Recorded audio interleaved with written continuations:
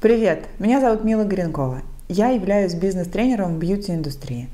Я приветствую тебя на первом уроке онлайн-марафона по сервису. Сервис как основное конкурентное преимущество. На этом курсе в течение 20 занятий я очень подробно расскажу тебе, почему сегодня стандарты обслуживания клиентов не работают. Я убеждена, что это прошлый век, и в течение всех занятий я буду тебе доказывать это на конкретных примерах. Я точно знаю, что сервис – это огромная машина, способная печатать деньги 24 часа в сутки. Мы будем разбирать с тобой на протяжении всего курса сервис как основной бизнес-инструмент, который будет усиливать твой бренд и развивать твои услуги на рынке в твоем городе.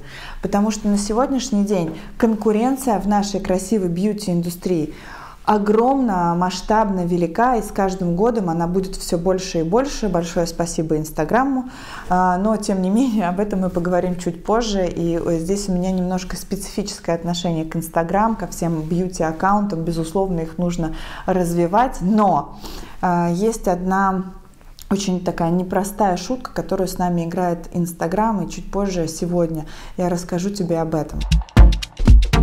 Ключевые тренды потребления на 2019, 2020 и 2021 год, безусловно, будут являться персонализация и искренность между тобой и твоим клиентом. Что такое персонализация и почему это является трендом и выходит на первый план?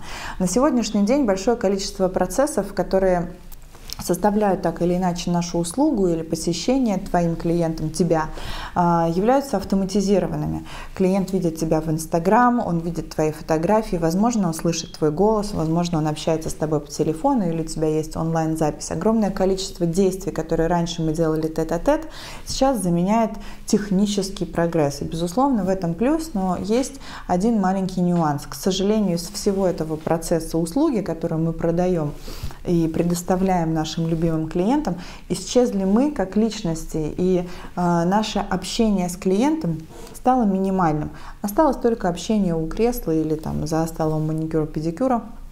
Не всегда оно складывается, и его стало значительно меньше. Сегодня часто в своей работе мы сталкиваемся с тем, что скидки и акции не работают. Мы сильно устаем, и у нас нет мотивации, нет запала двигаться дальше, потерялся какой-то вкус к жизни или к профессии, или, например, ты достиг какого-то своего предела, и дальше ты понимаешь, что нет понимания, куда двигаться дальше, нет знания, куда дальше развиваться. И в этом случае у нас встает вопрос твоего ежемесячного дохода. И что с этим делать? Как быть уверенным, как гарантировать себе определенный доход фиксированный, который даст тебе некую такую подушку безопасности финансовую, как я это называю, опираясь на которую ты сможешь расти дальше. Ты будешь развиваться, не знаю, в преподавании или откроешь свой салон красоты, а возможно вообще поменяешь деятельность, и для этого тебе нужны деньги, чтобы получить новое образование. У каждого из нас своя причина и своя мотивация расти дальше. Часто ко мне приходят руководители салонов красоты и просят меня о волшебном пенделе для салона. Давай, Мила, сделаем мотивационный тренинг по командообразованию. И немного удивляются, когда первое, что я предлагаю им сделать, это провести тренинг по сервису, обучение по сервису или, например, аудит сервиса в вашем салоне или там, в вашем кабинете, который вы снимаете. Очень удивительно наблюдать за реакцией, когда объясняешь человеку, что стандарты, к сожалению, сегодня не работают по одной простой причине. Этого уже недостаточно для того, чтобы быть конкурентоспособным.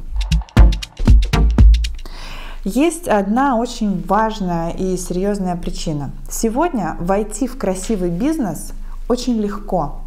Очень большое количество доступного дешевого образования бьюти-мастеров разных категорий. Я сейчас не буду даже говорить о парикмахерском или маникюрном зале. Неважно.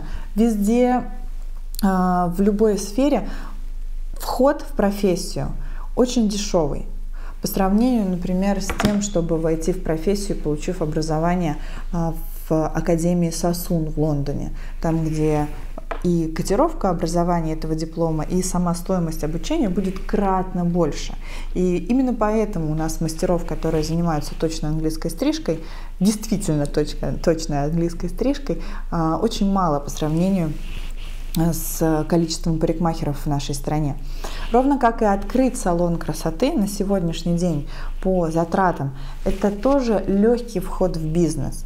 И очень многие парикмахеры, я знаю точно о парикмахерах, потому что сама им являюсь, мечтают открыть свой салон, глубоко убеждены, что именно это им нужно, и вот тогда все проблемы решатся, доход станет стабильным, и все точно получится. И когда они сталкиваются с открытием, не понимают, в какую зону конкурентности они попадают, они немного разочаровываются в том, что приходится узнать о красивом бизнесе изнутри. Я не очень люблю слово «выживание», но тем не менее на этом курсе мы будем с тобой выстраивать стратегию выживания среди конкуренции в твоем городе, в твоем регионе, в твоей, республике, на твоей улице, среди огромного количества салонов красоты. И задача моя в данном случае не дать тебе готовые инструменты того успеха, который сработал у меня с открытием салона красоты или с теми салонами, с которыми я работала, потому что история успеха одного салона на соседней улице с тобой, скорее всего, вряд ли сработает с твоим салоном, с твоим кабинетом, с той услугой, которую ты продвигаешь, и с тобой как с мастером, как с бизнес-единицей, которую ты развиваешь. Потому что схемы, шаблоны и какие-то стандарты на сегодняшний день не работают. Очень важно поменять свое мышление, поменять свое сознание, развернуть его в сторону креативности, в сторону поиска новых идей и анализа ситуации, которая на данный момент складывается в твоей профессиональной деятельности. И на первый взгляд может показаться, что сервис – это очень маленькая часть нашего бьюти-бизнеса, бьюти-индустрии. На самом деле сервис захватывает все области развития и в том числе активно развивает твою конкурентоспособность. По сути, 20 уроков мы будем наращивать твою силу как мастера, за одним маленьким исключением. Для того, чтобы стоить дорого, и у тебя было много постоянных клиентов, и твое сарафанное радио заработало, вернее, сарафанное радио о тебе в твоем городе заработало, тебе необходимо быть экспертом в том деле, которое ты выбрал для себя. Если на данном этапе экспертом ты не являешься, то необходимо, начиная с этого, формировать ту клиентскую базу и ту целевую аудиторию, которая с удовольствием воспримет тебя как еще пока не эксперта, но человека, горящего этим. Например, ты даешь такую же услугу за более низкую цену. Это единственный способ, который может привлечь твою целевую аудиторию к тебе. К чему я это говорю? К тому, что если ты не эксперт, это не значит, что у тебя не должно быть сервиса. Если ты эксперт, это не значит, что у тебя не должно быть сервиса. А если ты занимаешься работой с людьми и оказываешь какие-либо услуги, сервис – это единственное конкурентное преимущество, которое поможет тебе выделиться из толпы. А теперь давай начнем, степ-бай-степ. На первом уроке мы поговорим с тобой об истории возникновения сервиса как бизнес-концепции. Вообще, откуда и как развивалась экономика, и почему мы к этому пришли. Почему я сейчас так уверенно и смело заявляю о том, что сервис является основным конкурентным преимуществом. Все началось в 20 веке, в самом начале 20 века, и тогда появилась первая бизнес-концепция, которая называется конвейером. Очень известный товарищ Генри Форд решил создать автомобиль, который будет надежным и который будет доступен большому количеству потребителей. В тот момент появился завод Ford, и это была эпоха владения рынком продавца. В силу того, что конкурентов практически не было или их было очень-очень мало, продавец диктовал условия покупателю, и он регулировал спрос на данный продукт. В принципе, на любой продукт. Далее За границей, в Европе и в Америке концепция эта быстро ушла в никуда. В нашей стране она продержалась практически до 90-х годов. Если вы все посмотрите наши старые фильмы, нами горячо любимые, то там везде одинаковые стенки, одинаковые магнитолы, одинаковые ковры, одинаковые стулья, кухонные гарнитуры. В общем, все у нас максимально было одинаковое до 90-х годов. То есть существовала некая монополия продавца. После того, как в 90-х вся страна неожиданно для себя открыла в себе предпринимательский дух, и все могли стать предпринимателями, и большое количество людей начали какую-то новую для себя деятельность. Кто-то варил на кухне джинсы, кто-то на той же кухне варил парафиновые свечки. В общем, каждый для себя искал какой-то новый уровень дохода, вернее, способ дохода, оставляя там свою профессорскую деятельность порой за бортом. И это уже была эпоха маркетинга.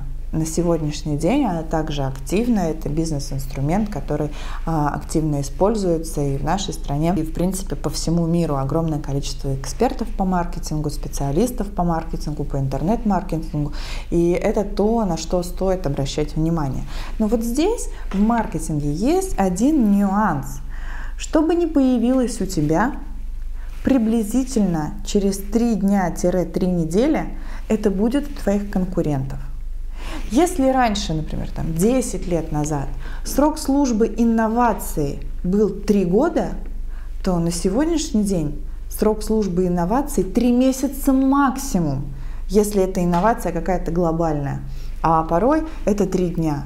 И когда в одном салоне красоты появляется какая-то новая услуга, в другом салоне красоты появляется та же самая, но под другим названием. Кератин, ботокс, счастье для волос и так далее. Разные вариации на одну и ту же тему. И получается, что данная бизнес-концепция, я имею в виду маркетинг, не дает нам с тобой сильного, весомого конкурентного преимущества. И вот здесь на сцену выходит сервис. Сервис – это тот инструмент, который отвечает трендам, о которых я говорила в начале, а это искренности и персонализации.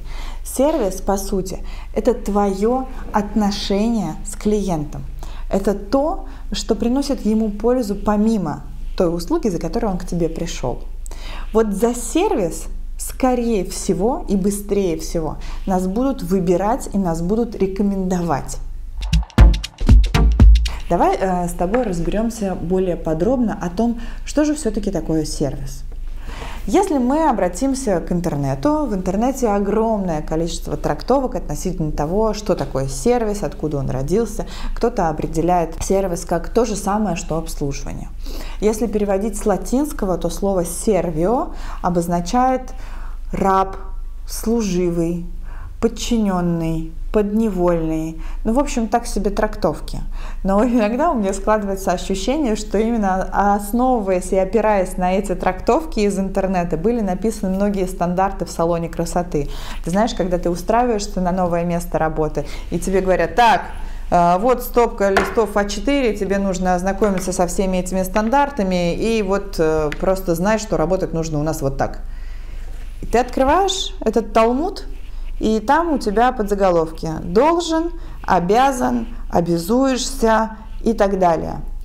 То есть это просто сухая информация, которую ты можешь трактовать или не трактовать, или просто захлопнуть и забыть. Я в свое время, когда работала в салоне красоты, это было в Москве, я даже не стала знакомиться с этой книгой, честно признаюсь, потому что не очень понятно, для кого она написана, точно не для меня. И сухие слова на бумаге, они не передают никакой философии, миссии. И уж точно мою работу с клиентом индивидуальную никаким образом улучшить не могли. Но это лишь мое субъективное мнение. Возможно, у тебя есть другое. Сегодня сервис как бизнес-концепция позволяет тебе продавать дороже, продавать больше и продавать дольше. Если мы обратимся к основному источнику и рекламной площадке на сегодняшний день, это социальная сеть Instagram, то там весь контент выстроен таким образом, и все рекомендации по выстраиванию контента выглядят таким образом, чтобы клиент, попадая на твою страницу, самое главное, нажал кнопку, нажал кнопку, нажал кнопку. И вот эти огромное количество семинаров, которые нам сегодня предлагают, мы приведем тебе 150 новых клиентов, ты будешь зарабатывать 1 миллион, 2 миллиона, ты будешь богатым парикмахером, самым лучшим мастером в своем городе. В общем, разных вкусных офферов очень много, и все они созданы для того, чтобы клиент нажал кнопку «Позвонить» в твоем инстаграм-профиле. Но, к сожалению, нажатие кнопки «Позвонить» совершенно не гарантирует тебе, что этот клиент вернется, что он с удовольствием заплатит тебе больше, и что он с огромным удовольствием будет тебя рекомендовать своим близким, друзьям и знакомым. На протяжении 20 уроков я развенчаю твой миф о том, что Инстаграм – это единственный источник увеличения твоего дохода, и дам тебе конкретные действия и шаги, которые приведут к увеличению клиентской базы и, самое главное, вернут тебе твоих клиентов. Что значит вернуть тебе твоих клиентов? Это значит, что люди, которые были у тебя единожды, с удовольствием вернутся вновь. Это значит, что те клиенты, которые были постоянными, станут лояльными. Лояльными, значит, будут с удовольствием рекомендовать тебя твоим друзьям. И нам очень часто кажется, что для того, чтобы создать крепкую, большую, стабильную клиентскую базу, необходимо в это вложить очень много денег. И на протяжении 20 занятий ты удивишься, что повысить свою конкурентоспособность чаще всего не стоит ничего. Я имею в виду, никаких финансовых затрат для этого не нужно. Нужно просто начать думать и фокусироваться совершенно на других вещах. Для того, чтобы поменять твое мышление, я подготовила для тебя видеоконтент и, безусловно, я подготовила для тебя домашнее задание. Выполненное домашнее задание гарантирует тебе увеличение клиентской базы и увеличение постоянных клиентов после окончания этого курса. Но если ты решил просто посмотреть этот видеокурс, потому что тебе вечером нечем заняться и ты не собираешься выполнять домашние задания, я настоятельно рекомендую тебе не тратить время на просмотр оставшихся 19 занятий. Теперь разберемся с самим понятием сервиса. И все-таки, что же это такое? Я определяю сервис как совершенное нами действие, приносящее пользу другому человеку. Я докажу тебе это на деле, я покажу тебе много видеопримеров относительно того, какие действия совершаются продавцом или тем человеком, который предоставляет услугу, чтобы клиент почувствовал, что сейчас помимо продукта или услуги он получил пользу. И первым твоим домашним заданием будет написать топ-10 действий, которые у тебя есть сейчас в твоей ежедневной работе, которые приносят людям пользу.